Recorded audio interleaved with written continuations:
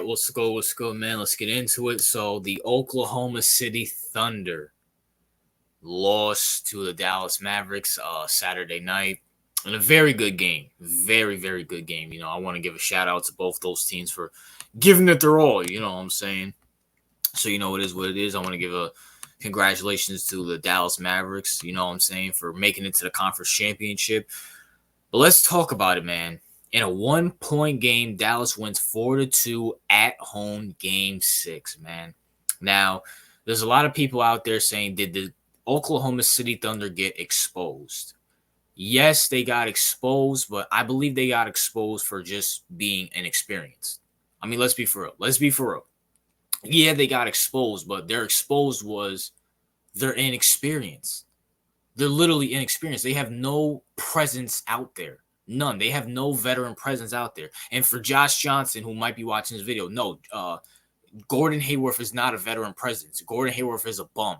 He's a bum. He's been a bum ever since he snapped his leg against Cleveland a few years ago when him and Kyrie were with the Celtics. That's not a veteran presence. That's why they should go get KD. You should go look up my video for that. Anyways, but let's get into it. SGA, man, one of my favorite players in the league. You know what I'm saying? He hooped out last night, 34 points, I believe. You know what I'm saying? And I'm not going to really criticize SGA, though. There's only one criticism I have for SGA. SGA, bro, you cannot run from the fourth quarter.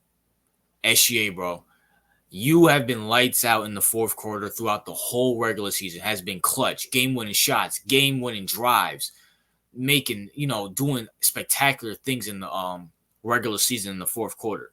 When you need to make plays in the fourth quarter is in the playoffs. I seen you do it against the Pelicans. Why couldn't you do that against Dallas? Throughout this whole series in the fourth quarter, you ran, bro. You ran from the fourth quarter. Granted, I'm not going to take a massive double over SGA. For any Oklahoma City fans who come in my comments, oh, why you saying, shut up. SGA is one of my favorite players. I'm not taking a dump on him. All I'm trying to say is this. SGA, if you're trying to be a superstar, if you're trying to be one of the best players in the league, in the fourth quarter, you got to take the ball and say, get out my way. ISO. And that's what you were doing. You made a clutch three at the end. You made a clutch mid-range. Go to the cup and drive. Go to the free throw line. Make your shots. I seen you do it in the regular season. I seen you do it against the Pelicans. You should have done it here. And at least took this to a game 7. SGA, listen, for people who are going to sit here and say, oh, the OKC Thunder's season was a failure, that's BS. That's BS. OKC's year was not a failure. Like, these are a bunch of young kids still learning their ways. And that's why I'm not taking a massive dump all over SGA, because at the same time, listen, SGA, he's still young. He's still trying to figure out how to lead this team to a championship. I mean, Luka Doncic lost multiple times in the first round before he got it. Jordan lost multiple times in the first round until he got it.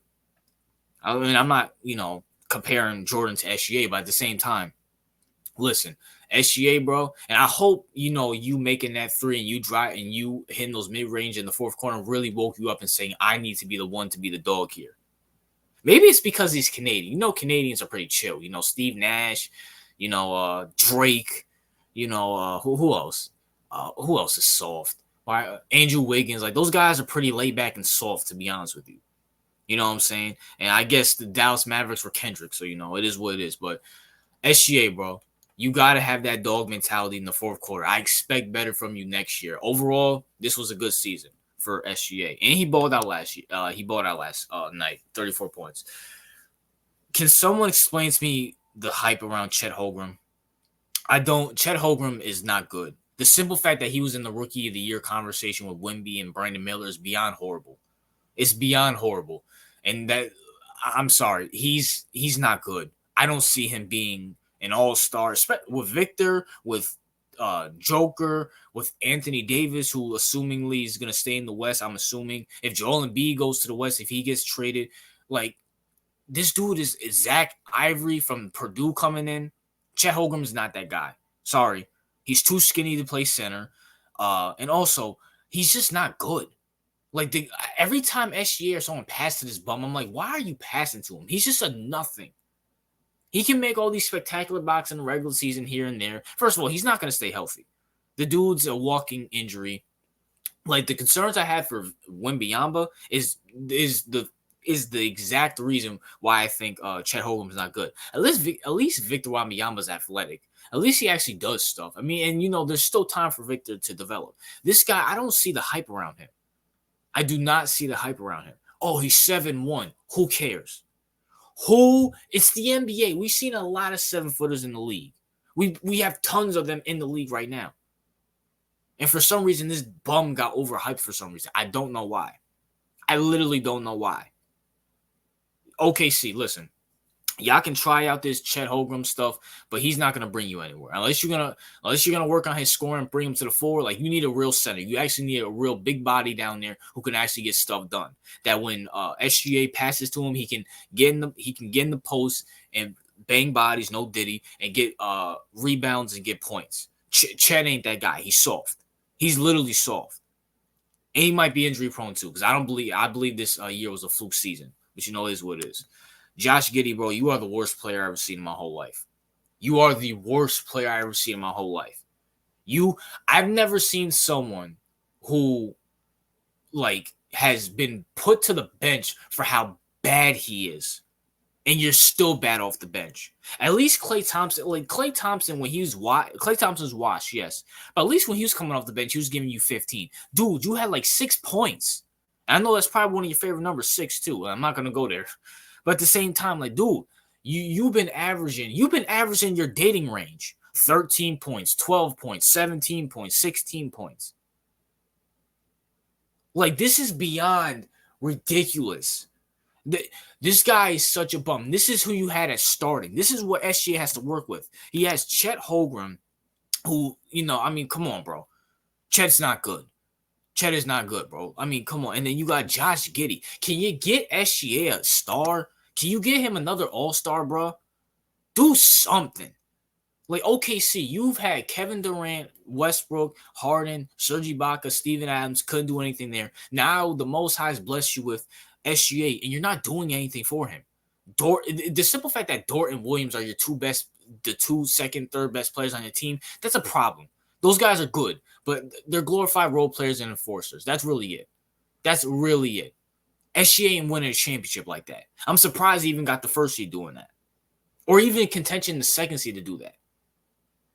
Get him some help.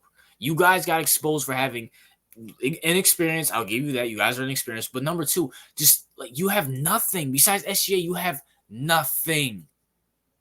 Hey, like I said, man, go get KD. Go get KD. OKC.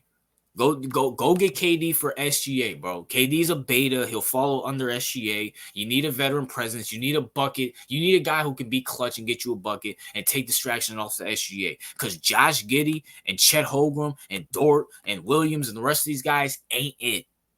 They're not it. Sorry. And that's why you lost yesterday. That's literally why you lost yesterday.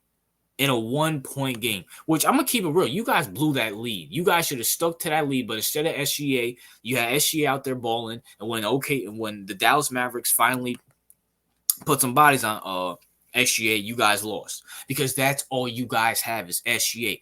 Go get him some help. Go get him some help.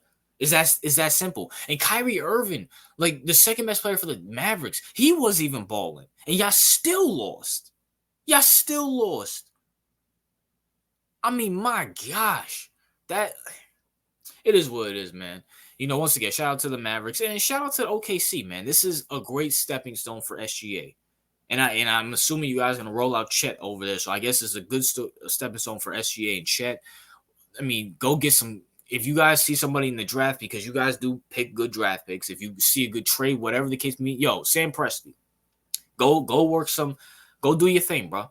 Go do your thing. You are known for pulling off magnificent trades and getting players. Go get some players for SGA, bro. Don't ruin this. Don't let SGA demand the trade. Because I don't know how much luck you're going to have finding another diamond in the rough. You know what I'm saying? But that's my thoughts. What are yours? What's your thoughts on this series? And what's your thoughts on the game? And what's your thoughts on the OKC Thunder overall? and how they will do next year? And what do you consider their season? Do you consider this season a failure for them this year? RJ out.